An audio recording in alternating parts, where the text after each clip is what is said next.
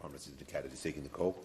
Thanks, Mr Speaker. I rise to acknowledge a truly great Australian, Professor Arnold Dix, and for what he has done in once again improving the relations between Australia and our great friends in India. Today, because of him and his hard work alongside the Indian authorities, 41 people are alive, safe and free. This is an extraordinary story.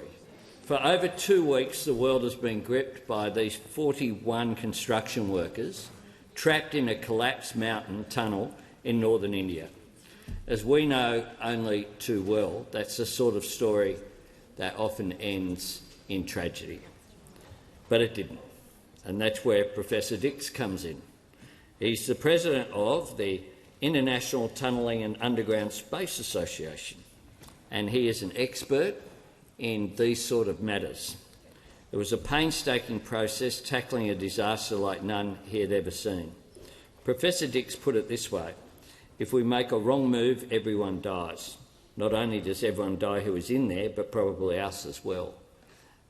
His wife sent him a message that she didn't want him to go in, but of course he did.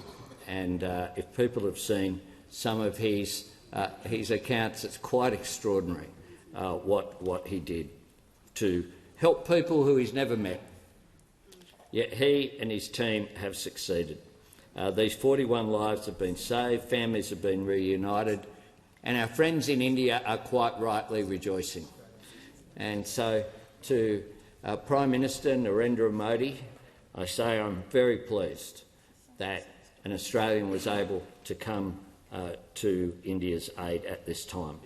Professor Dix summed it up best when he said it's about helping your friends.